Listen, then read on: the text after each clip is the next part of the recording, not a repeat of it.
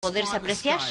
Tomaron un punto en el cielo, un pequeño pedazo de espacio completamente negro, y dijeron, bueno, ¿qué tal si dirigimos el telescopio Hubble hacia ese punto con mucho cuidado? ¿Podremos recopilar suficientes fotones de diferentes partes distantes del universo para ver si hay alguna estrella allá?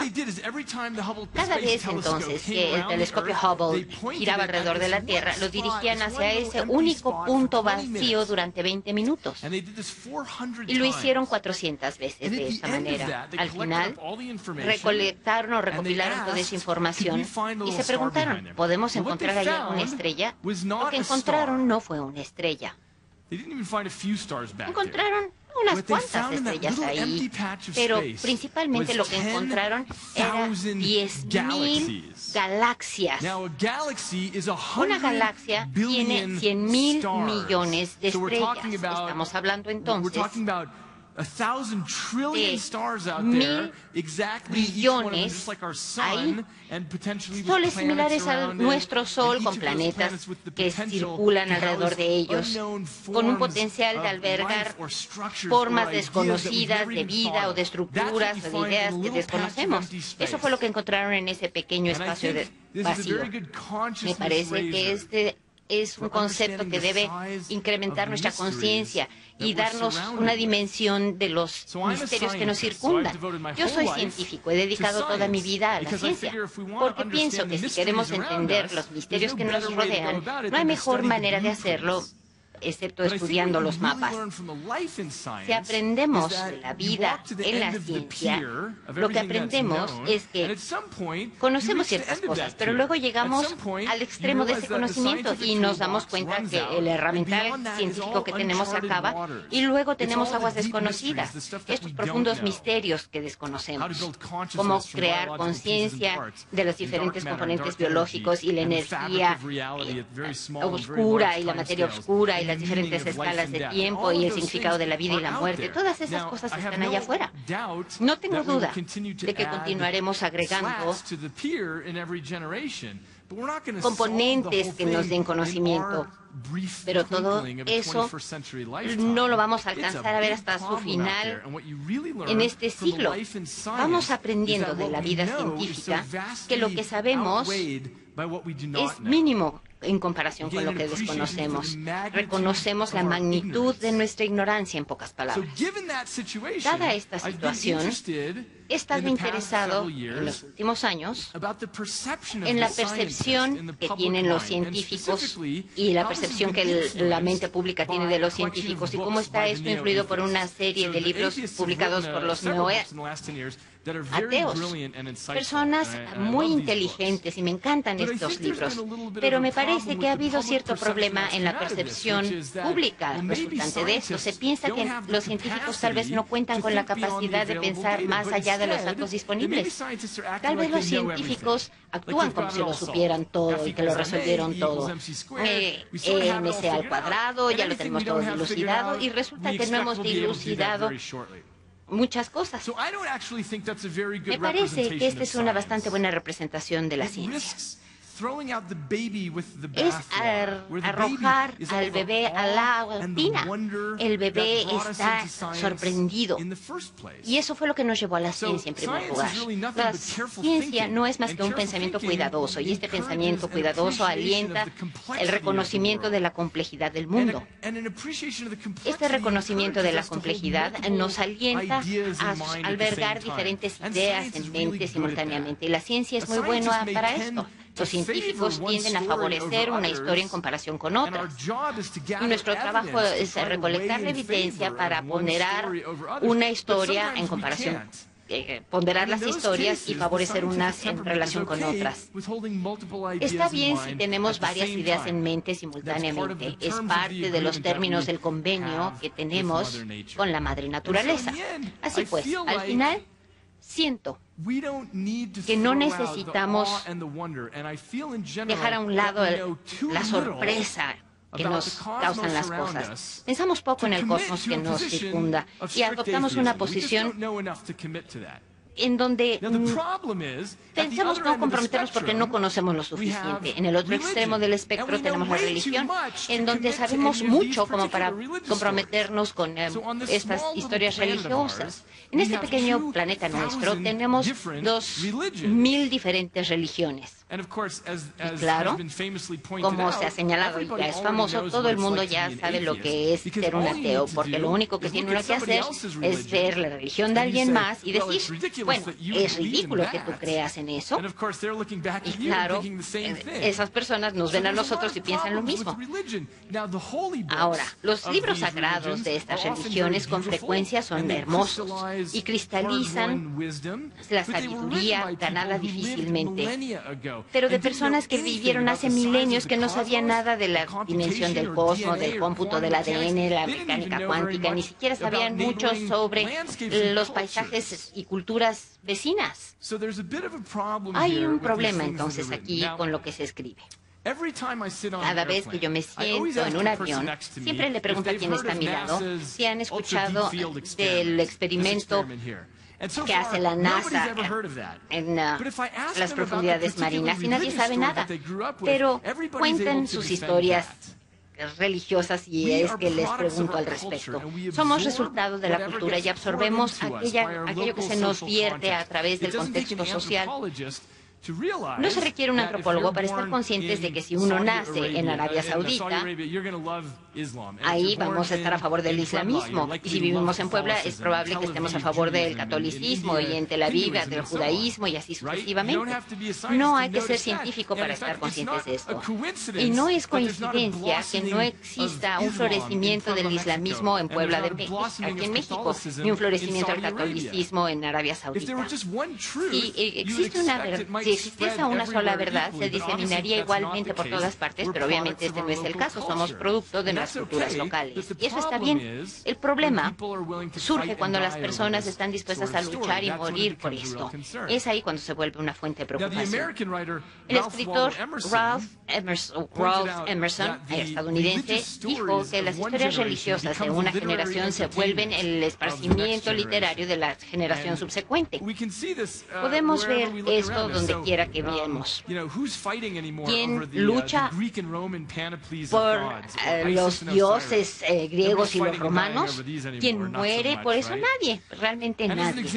Y existe un ejemplo de esto. Les voy a contar la historia de la creación del rey de Bakuba, o del reino de Bakuba que está en Congo. Su historia de creación es que existió un gigante que se llamaba Mumbo. Mumbo, un día, le dolió el estómago, vomitó, y salieron el sol, la luna y las estrellas, pero se seguía sintiendo mal y seguía sintiendo dolor y vomitó una segunda ocasión, incluyendo en esta segunda eyección la tierra, las plantas, los animales, incluyendo el leopardo, el águila, el mono, la medicina, los rayos y el ser humano. Ahora, si lo encuentran esto como una historia poco creíble, tengan en mente que si ustedes pertenecen al reino de Bakuba, en Congo, van a encontrar igualmente rara la historia de esta pareja desnuda que está en un bosque y que una serpiente les hace comer una manzana. Y si son de Bakuba y están en Estados Unidos, tratarían de que la historia de Bakuba se incluya en los libros de texto junto con la evolución. No estoy sugiriendo que esta historia de creación o la de Adán y Eva estén equivocadas sencillamente porque son historias que compiten entre sí. Sugiero que esto está mal porque falta evidencia científica. Y por ello se está en contra de ellos. Hace 10.000 años se supone que existe la Tierra. La evidencia científica nos indica que las líneas convergentes es de 4.000 millones de antigüedad a la Tierra. Si vemos estos recuentos científicos, tenemos que contar con una explicación de por qué los japoneses estaban haciendo alfarería 4.000 años antes de que existiera siquiera la Tierra. Hay serios problemas en encontrar en las historias religiosas realidad, y eso nos coloca en una situación extraña. Sabemos muy poco para comprometernos a ciertas cosas y sabemos mucho como para comprometernos a estas historias religiosas. Debemos encontrarnos en una posición intermedia. Esto es extraño. Cuando entramos a una librería, lo que encontramos son libros escritos con certidumbre sobre estas dos opciones. Por un lado tenemos a Dios y por otro lado no hay Dios. Los ateos y los religiosos discuten entre sí y dedican toda su energía a tratar de rebatir el punto de su contraparte. Para mí esto es algo muy limitado para hacer una discusión moderna. Me parece que es una dicotomía falsa, esta idea de que ya sea que existe un Dios con su barba y en el cielo o no hay nada. ¿No debiésemos tener una discusión más enriquecedora? Porque si vemos la dimensión de las posibilidades que presenta el espacio, encontramos que es enorme. Imaginen todas las posibilidades. Tomemos las historias judeocristianas e islámicas. Ese es un punto en el espacio de posibilidades. Las religiones del este son otro punto. La idea de que uno muere y los átomos se dispersan y uno se apaga, esa es otra posibilidad. La idea de que fuimos plantados aquí por alienígenas o que existen civilizaciones que viven en las dimensiones espaciales 5 y 7 y así sucesivamente. Podemos tener una infinidad de historias y empezar a considerar el paisaje de posibilidades intermedias. Esto es de lo que se trata el temperamento científico, crear historias y tratar de entender ese espacio de posibilidad. Y eso es lo que sentí, que esto es demasiado limitado para los tiempos modernos. Esto me ha colocado en la parte intermedia. Hay personas que utilizan el término agnósticos y no están a favor de ser religioso o ateo, pero yo no lo utilizo porque pienso que es un término débil, donde la gente dice, bueno, no estoy seguro si el tipo con la barba en el cielo existe o no existe.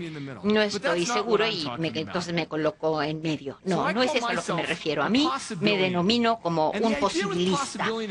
La idea del posibilismo es la exploración activa de las nuevas posibilidades y nos da un nivel de comodidad al sustentar múltiples ideas simultáneamente en la mente. Trata de alejarse de esa necesidad de contar con certidumbre para arguir sobre un punto como si uno supiese con toda certeza qué es lo que está sucediendo. El posibilismo tiene ya 2 años de existir.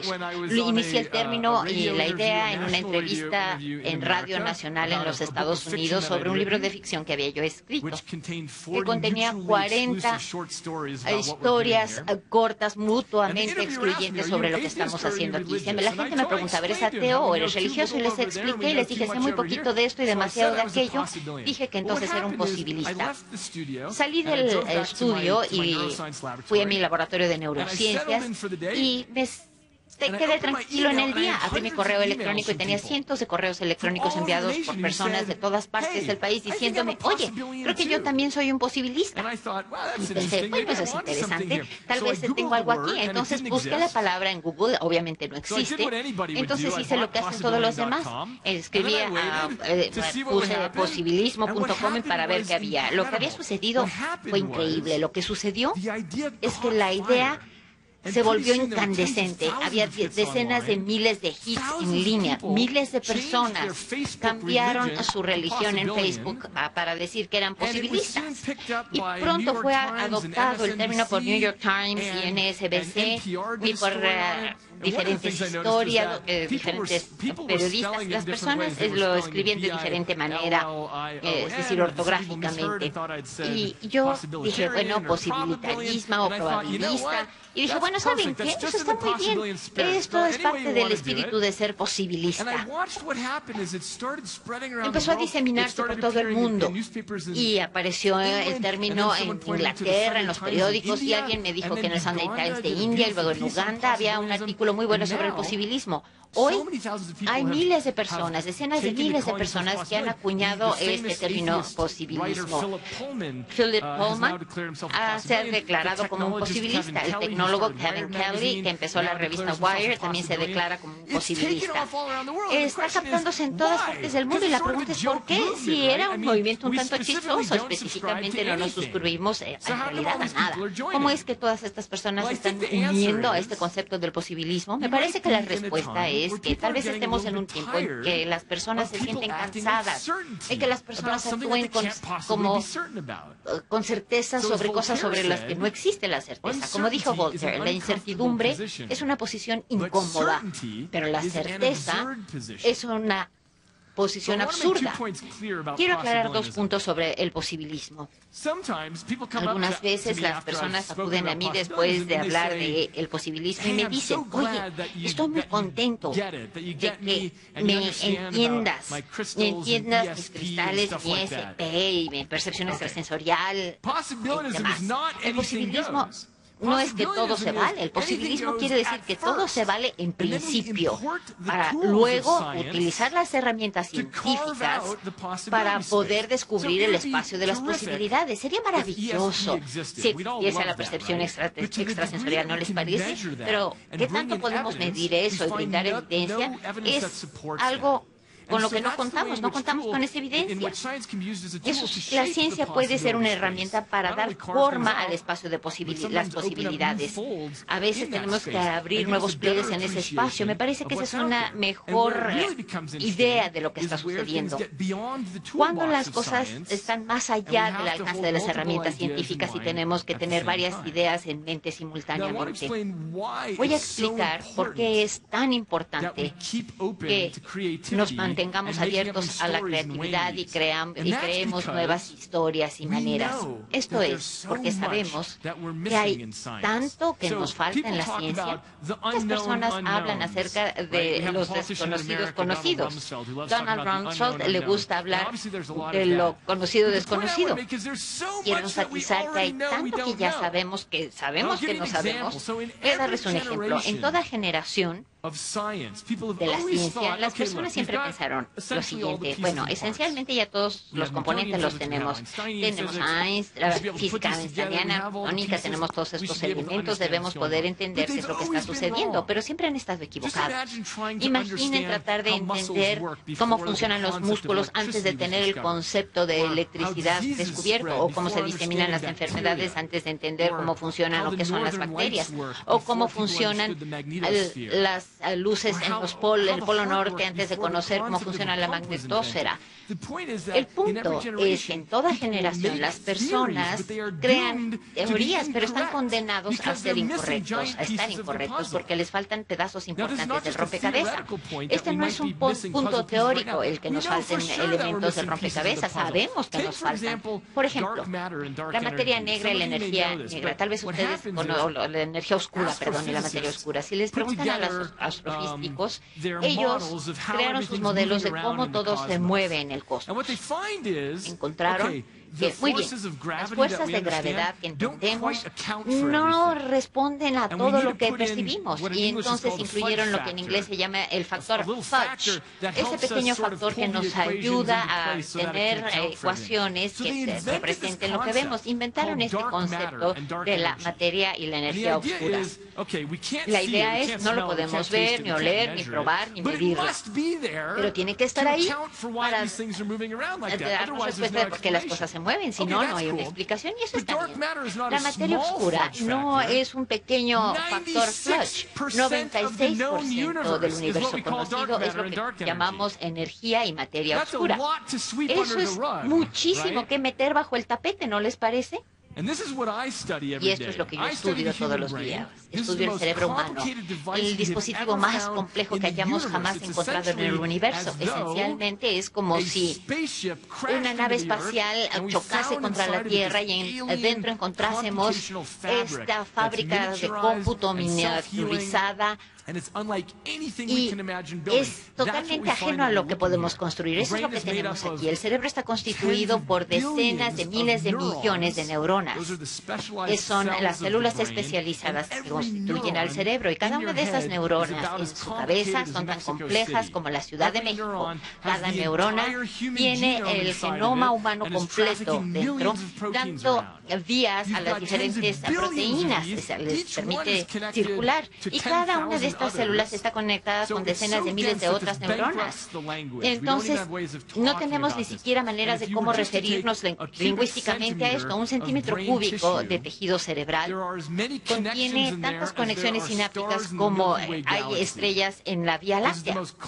Es lo más complejo que hayamos encontrado. El desafío para nosotros es el saber que esto es nosotros, es equivalente a nuestros pensamientos, sueños, esperanzas, nuestras percepciones subjetivas subjetivas, las experiencias subjetivas, la conciencia. La pregunta para nosotros es, ¿cómo tomar esos componentes físicos muy complejos, conjuntarles de una manera tal que podamos tener la experiencia privada, el sabor del queso feta? Si yo les doy 100,000 millones de componentes para elaborar algo y les digo que los conjunten como quieran, y luego tienen que ponerlo nuevo y dicen, ahora sabe a queso feta, están teniendo una experiencia personal. No nada más cuentan con una teoría de cómo los componentes físicos producen la conciencia, sino que ni siquiera sabemos cómo se vería una teoría. Esa es la situación, y eso es lo que yo creo que requiere humildad intelectual. Voy a decir algo más.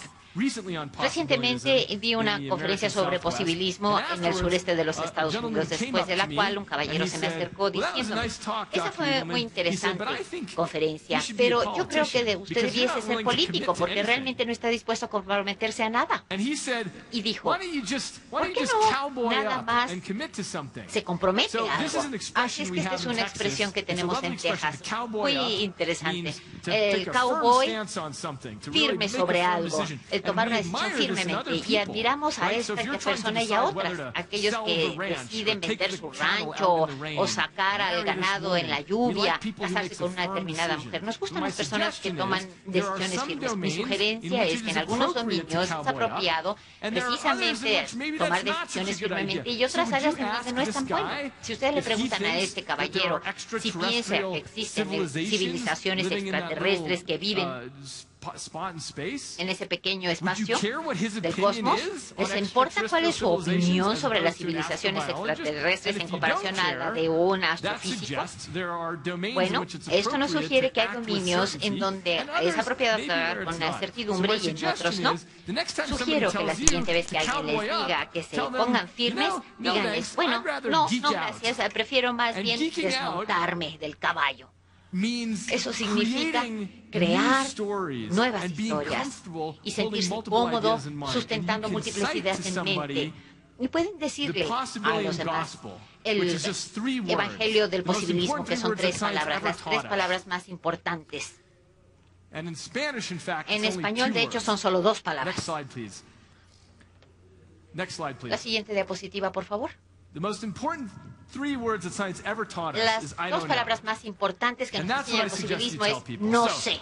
Eso es lo que le pueden decir a las personas. Mi mensaje con ustedes es, cuando salgan de aquí y estén en un mundo extraño, traten de ver si pueden sentirse cómodos sustentando múltiples ideas en lugar de tener que comprometerse con toda certidumbre algo que ya saben que es totalmente cierto. Esto es muy importante para el futuro de la educación, la legislación futura, para el futuro de las guerras con otros pueblos. Cuando salgan de la ciudad de las ideas y salgan al mundo, traten de ver si pueden llevar una vida libre del dogma y llena de sorpresa, y vean si pueden celebrar las posibilidades. Gracias.